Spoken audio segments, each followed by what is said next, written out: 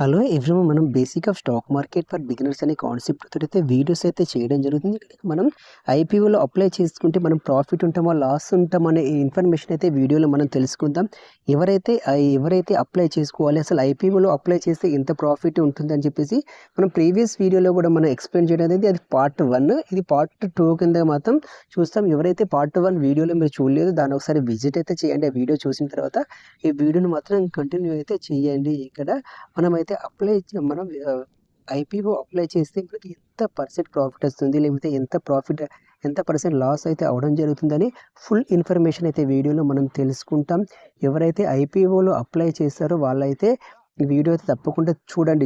చాలా ఇంపార్టెంట్ ఐపీఓల గురించి తెలుసుకోవాలనుకుంటే నేనైతే ఫుల్ ఇన్ఫర్మేషన్ అయితే మీకు చూపిస్తాను. ఎంత పర్సెంట్ లాస్ అయిందో, ఎంత పర్సెంట్ అంటే ప్రాఫిట్ ఎంత వచ్చింది, లాస్ ఎంత వచ్చిందని ఫుల్ ఇన్ఫర్మేషన్ అయితే వీడియోలో తెలుసుకుందాం. విత్ ప్రూఫ్స్తో సహా ఇంత పర్సెంట్ అయితే మనమైతే చూద్దాం.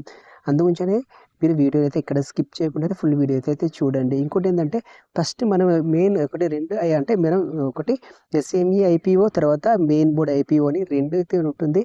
ఎస్ఎంఈ ఐపీఓ అప్లై చేయడానికి మనకు దగ్గర 1,00,000 అంటే 1,20,000 అమౌంట్ అయితే అవసరం ఉంటుంది. ఎవరైతే బిగినర్స్ ఉన్నారో వాళ్ళైతే ఈ ఎస్ఎంఈ ఐపీఓను అవాయిడ్ చేయడానికి ట్రై చేయండి. ఎవరైతే ఎక్స్పర్ట్స్ ఉన్నారో అది మీ రిస్క్ రివార్డ్తోని మీ ఇష్టం. ఇంకోటి ఏంటంటే మెయిన్ బోర్డ్ ఐపీఓకు మనకు కావాల్సినంత అమౌంట్ 15,000 అమౌంట్ ఉంటే సరిపోతుంది. ఈ 15,000 అమౌంట్ మనకు ఒక 1 వీక్ అందులో మనం ఫోల్డ్ చేసినట్లయితే ఆ 1 వీక్కి ఎప్పుడైతే మనకు అలాట్మెంట్ వస్తుందో అప్పుడైతే మనకు మంచి ప్రాఫిట్ అనేది రావడం జరుగుతుంది. దగ్గర 20% అంటే 100% అయితే ప్రాఫిట్ అయితే రావడం జరుగుతుంది.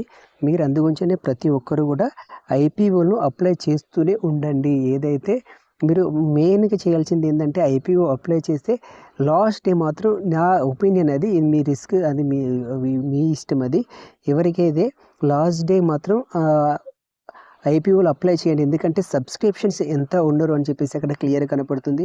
ఎక్కువ సబ్స్క్రిప్షన్స్ ఉంటే మాత్రం ఓవరాల్ ఎంత సబ్స్క్రిప్షన్ ఉంది అని చెప్పేసి తెలుసుకొని మాత్రం ఐపీఓను అప్లై చేసుకోండి. అది తెలియని ఐపీఓకు, ఏదైతే మీకు మంచి ఫండమెంటలీ స్ట్రాంగ్గా ఐపీఓ అనుకుంటారో అది ముందు అప్లై చేసుకుంటే సరిపోతుంది. ఏదైతే తెలియని ఐపీఓలకు మాత్రం మీరు చేయాల్సింది ఏంటంటే లాస్ట్ డే మాత్రం అప్లై అయితే చేసుకోండి. మీకైతే మంచి క్లారిటీ అనేది రావడం జరుగుతుంది. ఇంకోటి ఏంటంటే ఐపీఓ ఎవరైతే ఎస్పెషల్లీ బిగినర్స్ ఉన్నారో వాళ్ళైతే ఎస్ఎంఈ ఐపీఓను అవాయిడ్ చేయండి. ఓవరాల్ టఫ్డ్ గ్లాస్ ఇండియా లిమిటెడ్, ఇది SME IPO issued on 180 rupees. తర్వాత లిస్టింగ్ ప్రైస్ వచ్చేసి 135. అంటే లిస్టింగ్ డే గెయిన్ 31% అయితే గెయిన్ అయితే అవ్వడం జరిగింది. దీని ఓవరాల్ సబ్స్క్రిప్షన్ 9.89x అంటే దగ్గర 10x తోటి అయితే ఓవరాల్ సబ్స్క్రిప్షన్ మాత్రం దీంట్లో ఉన్నారు. తర్వాత సురక్ష డయాగ్నోస్టిక్స్ లిమిటెడ్, ఇది అనేది ఇష్యూ ప్రైస్ వచ్చేసి 441 రూపీస్, లిస్టింగ్ ప్రైస్ వచ్చేసి 437.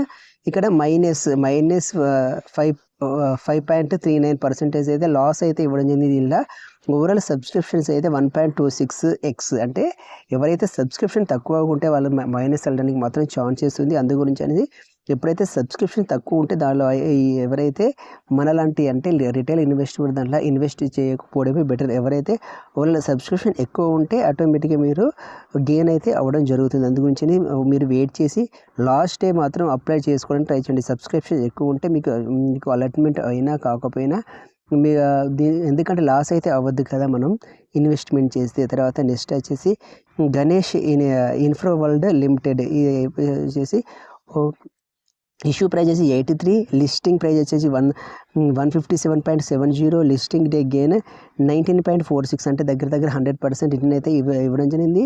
ఇది SME IPO overall subscription 369.56x. అంటే ఇక్కడ ఓవరాల్ సబ్స్క్రిప్షన్ ఎక్కువ ఉంది కాబట్టి ఇక్కడ 100% రీచ్ అయితే అవ్వడం జరిగింది. అందు గురించి అని చెప్పేసి మీరు వెయిట్ చేసి మాత్రం మీరు ఇన్వెస్ట్మెంట్ అయితే చేయండి, అప్లై అయితే చేసుకోండి. అప్పుడు మాత్రమే మీకు అయితే యూజ్ ఉంటుంది. నన్ను అడిగితే మాత్రం ఎవరైతే మీరు ఐపీఓలో అప్లై చేస్తారనుకుంటే లాస్ట్ డే మాత్రం అంటే సబ్స్క్రిప్షన్ ఎంత ఉందని మనకి అక్కడ కనబడుతుంది. దాని రకంగా మనకి ఎక్కువ ఉంటే మాత్రం మీరు అప్లై అయితే చేసుకోండి, లేదంటే మాత్రం దాన్ని అవాయిడ్. నెక్స్ట్ వచ్చేసి Nisus finance service company limited. Allotment 9th December 2024. ఇది SME IPO. Issue price 180 rupees, listing price 225, listing day gain 31.25%. Overall subscription 182.17x. ఇది మాత్రం Nisus finance service co లిమిటెడ్ది.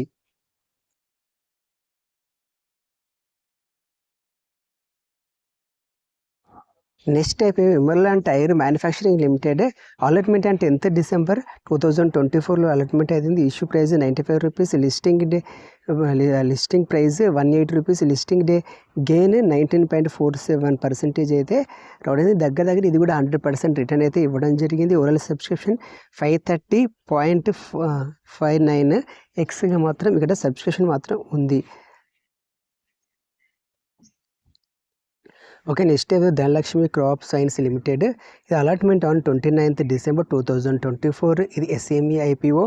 Issue price 55 rupees, తర్వాత listing price 104.50, listing day gain 19.45%.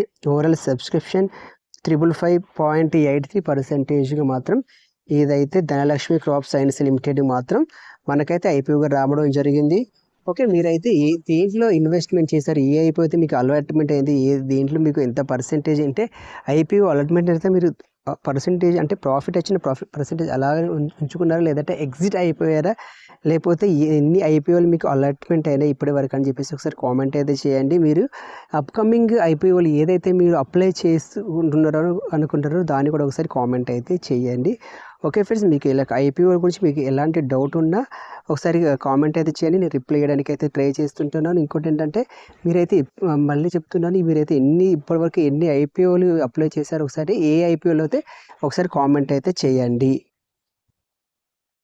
ఇలా IPOల గురించి చెప్పుకుంటే పోతే number of IPOస్ అయితే మనకైతే ఉంటుంది. ప్రతి IPO అప్లై అంటే ఏదైతే IPO వస్తుందో అది అనేది ప్రాఫిట్ ఇవ్వడానికి చూస్తుంది. అంటే దగ్గర 95% IPOలు మాత్రం ప్రాఫిటే ఇస్తున్నాయి. అందు గురించి ఓన్లీ 5% IPOలు మాత్రమే ఫెయిల్ అయితే అవుతున్నాయి. అందు గురించి ఏదైతే మీరు అప్లై చేయాలనుకుంటున్నారో మీరు దాని గురించి కొంచెం స్టడీ చేసి మీ ఓన్ రిస్క్ తోటి అయితే మీరు అప్లై చేయడానికి ట్రై చేయండి. ఎందుకంటే మీరు ఇంకోటి ఏంటంటే మీ అమౌంట్ కూడా IPO అప్లై చేస్తే మాత్రం మీ అకౌంట్లో ఎప్పటికి కూడా అమౌంట్ ఉండడానికి ఛాన్సెస్ చాలా వరకు అయితే ఉంటుంది. అందుగురించి ప్రతి IPOను మీరు అప్లై చేసుకోవడానికి ట్రై చేయండి. ఎందుకంటే ఓవరాల్గా మీకు 1 yearలో ఒక 2 IPO అంటే కనీసం ఒక మంత్లీ ఒక IPO కాకుండా అక్కడ ఒక 6 months ఒక 3 monthsకి ఒక IPO అప్లై అయినా కూడా మీకు కనీసం అంటే ఒక 40% ప్రాఫిట్ ఇచ్చినా కూడా 6,000 రూపీస్ అంటే రావడం అమౌంట్ అయితే రావడం జరుగుతుంది. అలా 4 IPOలు అప్లై